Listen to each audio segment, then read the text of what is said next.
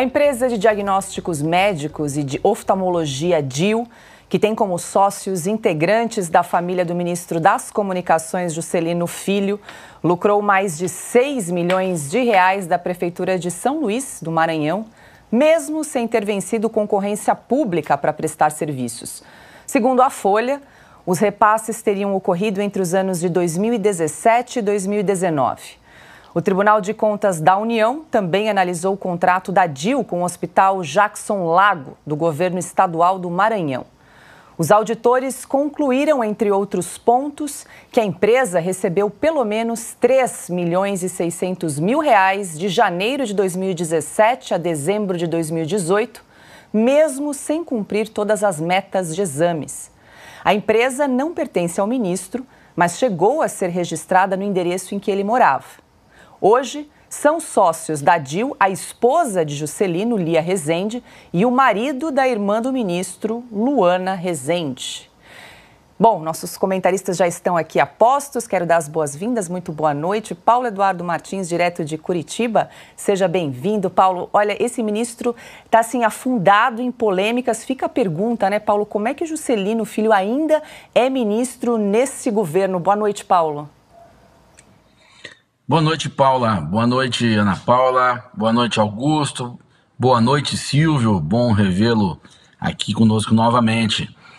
Olha, o Juscelino, ele até dá a impressão de que ele é um quadro vital para o governo, né? Que se ele sair do governo, tudo desanda, porque é impressionante como ele se envolve em escândalos, há suspeitas, há condutas que não são politicamente as mais apropriadas e que geram desgaste, e mesmo assim ele permanece. Essas explicações aí sobre a titularidade aí das empresas, a empresa é dele, a mãe, a irmã são laranjas dele, obviamente. Ele fez isso para se proteger, muito provavelmente, e obteve acesso a recursos públicos, com mérito ou não, mas tudo indica que há alguns problemas, ou que a relação do ministro, a sua força política, possa ter beneficiado essa empresa. O Juscelino, ele permanece por conta da deterioração total moral e política do Brasil. Até num governo Dilma, esse cara já teria caído. Porque, por mais que eu iniciei dizendo que ele possa parecer que é muito imprescindível para o governo, ele não é. Ele não tem toda essa capacidade. A força política dele vem aí de outra natureza, muito provavelmente. Agora, o governo atual é um governo que acha que pode tudo, que não encontra limites, porque as instituições estão jogando com ele. A grande imprensa acaba jogando com ele. Então, para que vai arrumar algum problema político demitindo o Juscelino para dar aí um respaldo, uma resposta à opinião pública? Eles não estão preocupados com isso. O que eles querem é manter todo mundo feliz no jogo, né? No jogo de acesso ao orçamento da União, e assim tocar a bola. É por isso que o cara pode fazer o que faz com corrida de cavalo, avião, agora empresa no setor de saúde, qualquer outra coisa. Porque, na verdade, o que está aí em estado terminal é a situação política e moral do país. Ana Paula Henkel, muito boa noite. Seja bem-vinda. Ministro de Lula aí, Juscelino Filho, segue, alvo de mais uma denúncia. Ele que coleciona aí várias polêmicas. Ana Moser, Daniela do Vaguinho, o ex-GSI G. Dias, todos caíram, mas Juscelino Filho permanece neste governo, Ana. Pois é, Paula, boa noite, Paulo. Nosso querido craque Silvio Navarro de volta, muito bem-vindo. Boa noite, mestre Augusto, e boa noite à nossa audiência maravilhosa. É um governo blindado pela imprensa, pela velha e carcomida imprensa, o consórcio blindado, não acontece absolutamente nada, não tem críticas, não tem perguntas pertinentes. Vai lá o ministro da Economia, fala mó bobagem, solta números, ninguém sabe de onde, e não há jornalistas para questionar. Vai o ministro da Justiça, que se diz um homem entendido das leis, e fala uma mentira fácil de ser checada, de que a Suprema Corte Americana vota ninguém sabe os votos dos juízes, o voto é secreto, uma mentira, não é nem fora de contexto, é uma mentira. Nós debatemos isso aqui semana passada e até hoje nada. Ontem teve um programa de um canal de comunicação, que também está no rádio, que repetiu essa bobagem, Paula, de que a Suprema Corte dos Estados Unidos vota de maneira secreta. E a imprensa continua de joelhos. Semana passada falamos aqui também da gastança nas viagens do Lula com a Janja, mas essa última, especificamente, com as diárias lá no hotel 7 estrelas que nós estamos pagando para o casal que acena para o nada, para o ninguém, no 7 de setembro. E agora mais uma denúncia de outro ministro de Lula, a empresa do Juscelino, que tem contratos suspeitos no Maranhão. O Maranhão, que domina a CPMI do 8 de janeiro, também blindando o governo. Então, eu não vou criticar o ministro, porque este desgoverno está cheio disso que nós estamos aqui debatendo todos os dias. Eu vou criticar a velha, carcomida imprensa de joelhos para esse sistema que voltou, Paula, na verdade, a molhar a mão de todo mundo. Menos da Revista Oeste, que aqui a gente sempre fala e vamos reafirmar. Aqui não existe dinheiro de governo, não existe dinheiro de estatal alguma. É só você, assinante, que mantém todos os programas de pé. Só você. Nós aqui desse lado, vocês aí do outro lado. Não tem choro de governo para falar bem, para falar mal. É por isso que aqui nós vamos continuar mostrando todos esses desmandos deste desgoverno. Grande Silvio Navarro, de volta aqui em Oeste Sem Filtro. Seja bem-vindo. Descansou, meu caro? Pouquinho, Paula, com a família. Sempre bom voltar para casa. Boa noite para você, boa noite, Paulo Eduardo Martins, meu amigo, querida Ana Paula Henkel, meu irmão Augusto Nunes. Boa noite para você que começa a semana conosco.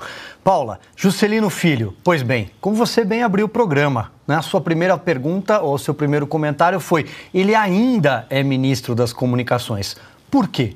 Não há razão alguma. Paulo Eduardo Martins já fez aqui, de alguma forma, o diagnóstico, né, sobre a não importância de um personagem como o Juscelino Filho nesse longo, amplo, gigantesco ministério do governo Lula. Ele tem formação médica. Essa empresa é sobre diagnósticos médicos. Ele está à frente do Ministério das Comunicações. Qual foi o seu feito aí em praticamente 8 meses de governo? Nenhum.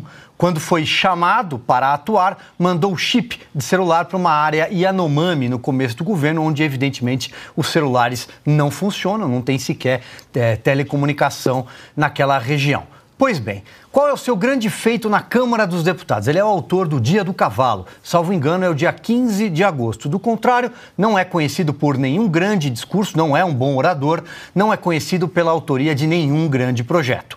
Portanto, ele representa os interesses do União Brasil, que é uma espécie de conglomerado do que já foi um dia à direita no Brasil, quando veio do PFL, passando a se tornar democratas em 2007. O PFL vem da época do regime militar também é egresso, né? A trilha partidária até virar PSL.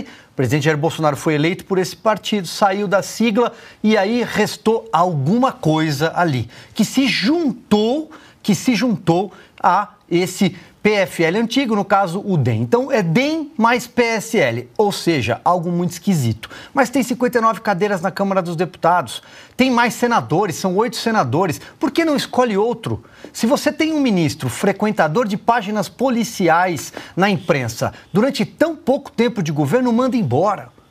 Por que mantê-lo no cargo? Por causa do União Brasil? Não é verdade. Ele já trocou, por exemplo, a ministra Ana Moser sem sequer se despedir dela. Por que ele permanece no cargo? Será que é porque ele é maranhense e a gente sabe da força do Maranhão nesse governo? Será que há algum arranjo nessa história? Vamos saber no futuro. No mais, é sempre importante lembrar que esse é o modus operandi do PT. Manter os ministros por um máximo que for possível na cadeira.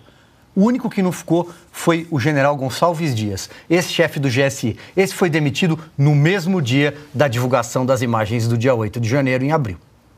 Augusto Nunes, muito boa noite. Confesso que estava com saudade do Silvio Naval, dessas lembranças dele. Realmente, dia 15 de agosto é o dia do cavalo. Eu fui puxar aqui o projeto de lei, a justificativa do deputado Juscelino Filho, para estabelecer, instituir o Dia do Cavalo no Brasil. Ele diz o seguinte: no intuito de reconhecer o papel do cavalo na história da humanidade, homenagear todos aqueles que estão envolvidos com esses animais, sejam criadores, tratadores, competidores, treinadores e até os veterinários, propomos a inclusão no calendário oficial do Brasil do Dia Nacional do Cavalo. Está aí a contribuição de Juscelino Filho. Ele está querendo garantir uma estátua equestre no Maranhão, mas não se sabe quem vai estar em cima de quem, né?